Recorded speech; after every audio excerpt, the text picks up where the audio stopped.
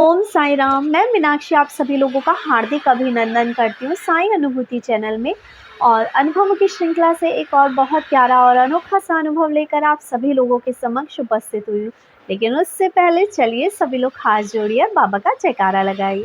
अनंत कोटि ब्रह्मांड नायक राजाधिराज योगी राज परम ब्रह्म श्री सच्चिदानंद सद्गुरु साईनाथ महाराज की जय। ओम साई राम।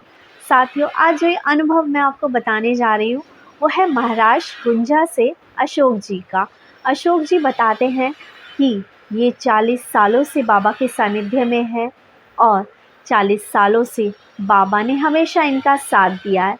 ये बताते हैं कि सन 1982 से ये बाबा के संपर्क में आए। अशोक जी बताते हैं सन 1982 में इन्होंने अपनी ITI कंप्लीट की थी और ये कहते हैं उस समय इनकी जो आर्थिक स्थिति थी वो बहुत अच्छी नहीं थी।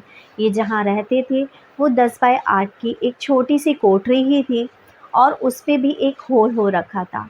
अपनी दैनिक जीवन की ज़रूरतों को पूरा करने के लिए ये किताबें लगाकर बेचा करते थे। ये बताते हैं कि उस समय ये अपने एक दोस्त के संपर्क में आए और तब उनके यहाँ राजस्थान से एक गुरुजी आए हुए थे। ये कहते हैं कि ये अपने दोस्त के साथ उन गुरुजी से मिलने के लिए गए। ये जब गुरुजी से मिलते हैं तो उनके पास से बहुत भीनी-भीनी खुशबू आ रही थी। वो जहाँ रुके हुए थे, जिस कमरे में थे, वहाँ बहुत अच्छा सा फ्रेगनेंस था। इन्होंने अपने दोस्त से पूछा कि क्या महाराज जी कोई सेंट वगैरह लगाते हैं जो इतनी अच्छी खुशबू आ रही है? तो इनके जो गुरु मित्र थे उन्होंने उनको बताया कि जो संत लोग होते हैं वो कोई सेंट या कोई सुगंध नहीं लगाते, ये इनके ऑरे की ही खुशबू है जो तुम महसूस कर रहे हैं। खैर, ये महाराज जी के दर्शन करते हैं, उनके पैर छूते हैं। ये बताते हैं कि उन महाराज जी ने इनको साईं बाबा का एक मंत्र दिया और जब से इन्होंने उस मंत्र को जपना शुरू करा, इनके ज़िंदगी के जो दिन थे वो बदलने शुरू हो गए। ये बताते हैं कि ये उसके बाद भजन कीर्तन का भी इन्हें शौक़ था, तो ये मंडली में जाने लगे या ऑर्केस्ट्रा में भी जाने लगे। कुछ समय तक ऐसा ही चला और ये बाबा के नाम का जो गुरु मंत्र इन्हें मिला था उसका जाप करते रहे। कुछ समय बाद ये थोड़ा मानसिक रूप से बीमार हो गए और इनको इलाज के लिए नागपुर के मेंटल हॉस्पिटल में एडमिट कराया। ये वहाँ से कुछ टाइम बाद ठीक होकर वापस आए। ये कहते हैं उसके बाद मैं अपने कामकाज में लग गया। उनकी 32 साल की उम्र में शादी हो गई। ये कहते हैं मेरी शादी हुई लेकिन मेरी जो वाइफ थी उनसे मेरी बना नहीं करती थी। उन्होंने जो बताया कि इनकी जो वाइफ थी उनका जो व्यवहार था वो बहुत अच्छा नहीं था, हमेशा लड़ाई हुआ करती थी। तो ये बस बाबा से यही कहते कि बाबा इस तरह से ज़िंदगी काटने से तो अच्छा है कि आप हमारा तलाक ही करा दें, ये भी खुश रहेगी और मैं भी खुश रहूँगा। ये कहते हैं साईं कृपा से हमारे घर की जो कलेश वाली स्थिति बन रखी थी उससे हमें छुटकारा मिलता है और हमारा तलाक हो जाता है।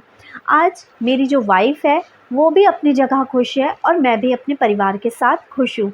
ये कहते हैं कि मैंने शादी नहीं की क्योंकि मेरी पहली बीवी से ही मेरी 2 बेटियां थी और मुझे लगा कि यदि मैं दूसरी शादी कर लेता हूँ तो पता नहीं वो इन बच्चियों को ढंग से पालेगी या नहीं पालेगी और इनका जीवन अपने बच्चों की देखभाल में ही गया। ये कहते हैं आज साईं की कृपा से इनकी बड़ी बेटी की शादी हो गई है, जो इनकी छोटी बेटी है उनकी सरकारी नौकरी लग गई है।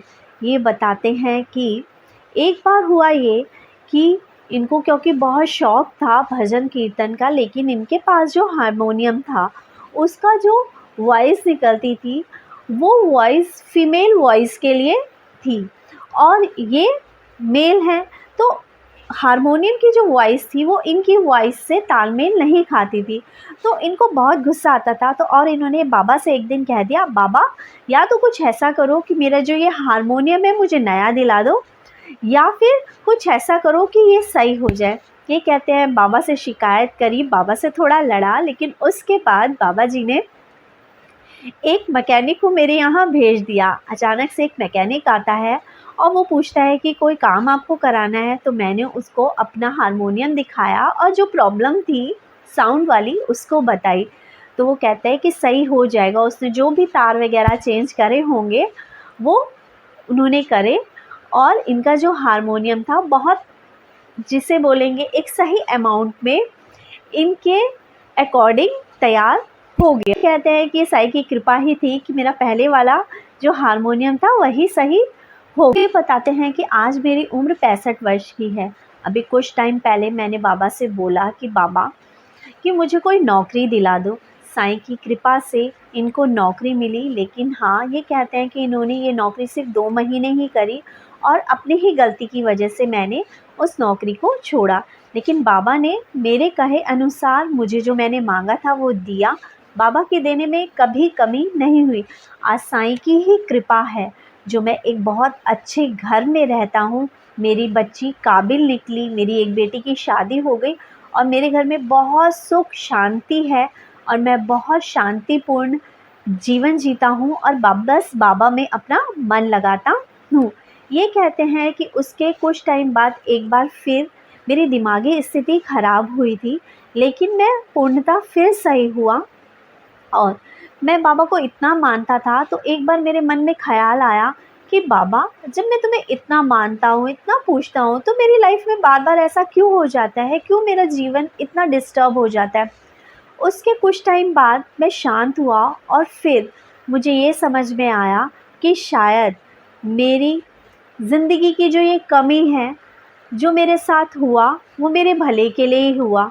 क्योंकि अगर मेरे साथ ऐसा ना होता तो शायद मेरा हैंडीकैप का कार्ड ना बनता। ट्रैवल जो आज की डेट में मैं कहीं भी जाऊँ फ्री में हो जाता है, वो ना होता और मुझे आज पेंशन भी मिलती है इसी चीज़ की। शायद बाबा ने मेरी मानसिक स्थिति को देखते हुए ही मेरे साथ ये सब कुछ किया और आज मैं अपनी उसी विकलांगता की वजह से ही शायद आज एक अच्छा जीवन जी रहा हूँ। मैं यहाँ पे यही कहना चाहूँगी कि अशोक जी, लाइफ में बहुत से लोगों से मिली हूँ और बहुत से लोगों से बात की है, लेकिन बहुत रेयर लोग ही होते हैं जो अपनी कमियों को अपनी मजबूती समझते हैं, या वो ये कहते हैं कि ये हमारी जो कमी है वो शायद हमारे लिए कोई वरदान है। जैसे कि आपने इस चीज़ को बहुत खुशी-खुशी एक्सेप्ट किया कि शायद ये जो कमी है इसकी वजह से एक सुखी जीवन जी पा रहा हूँ।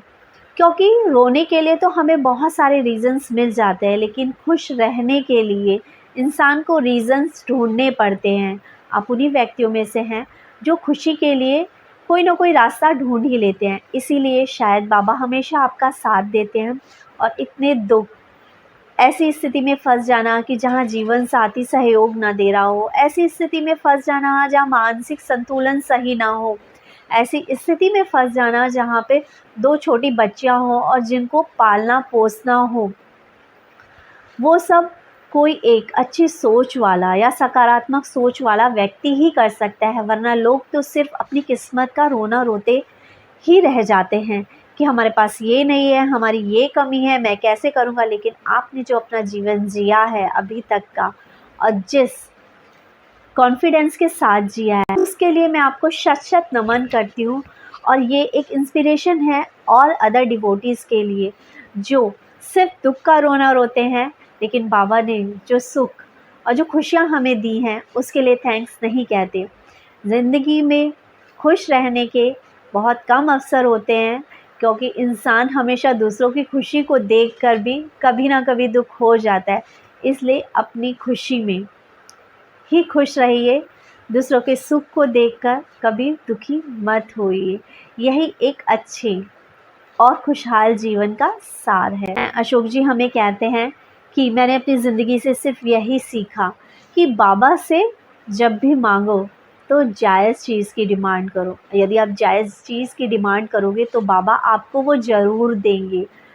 अब यहाँ पे मैं यही समझाना चाहूँगी कि अभी आज की डेट में हमारी सिचुएशन वो नहीं है कि हम लाखों की कार ख़रीद सकें, लेकिन हम ये कह बैठे कि बाबा हमें लाखों की कार दिला दे।